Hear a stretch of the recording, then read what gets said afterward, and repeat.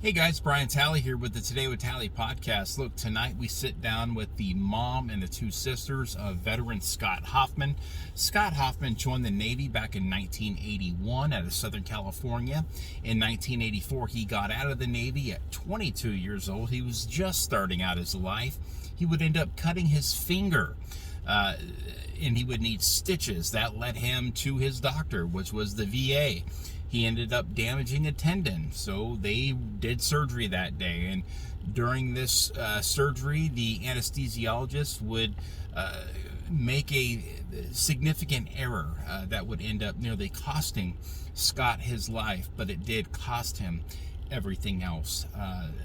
He would be living in a vegetative state for the next 40 years, incapacitated, while his family still to this day by his side, taking care of him, all of the activities of daily living. Now,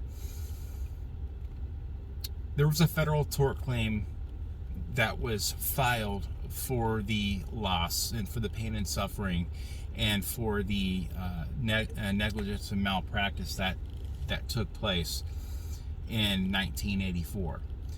They filed this in 1985. The VA awarded Scott $4.3 million.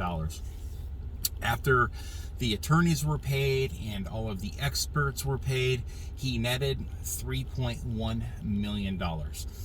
Every cent of that has gone towards Scott's care over the last 40 years. Now, being that the family took the $3.1 million settlement, it forfeits the VA's monthly benefit, if you will. So what the VA has done here now is they took the 4.3, of course, the full amount, not minus what the attorney's fees and all that were. They took the $3.1 million and they divided over the last 40 years what his monthly benefit would have done, and that money ran out in 2020. He has been completely cut off of any and all VA benefits until the year 2027. They're out of money. They don't know what to do. He is 63 years old and he has outlived his benefit. He has essentially outlived his settlement.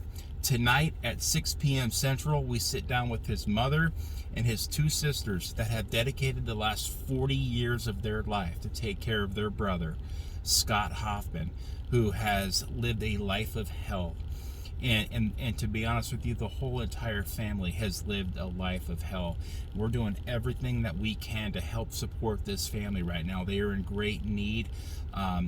They are scared. They are just hoping somehow, some way that the VA can come in here and make an exception to the rule and reinstate this veteran's benefits so he can continue on the rest of his days and live in peace the way he deserves. When he was injured back in 1984, it was all due to no fault of his own. And again, he has lived a life, a bedside life, for over 40 years, and his family has never left his side, and these people deserve some sort of justice here. And folks, share this with your friends. We need to get this out. Things like this should not be happening in the United States of America. And unfortunately, I hear these stories all the time about the VA. Guys, we have got to do better for our veterans.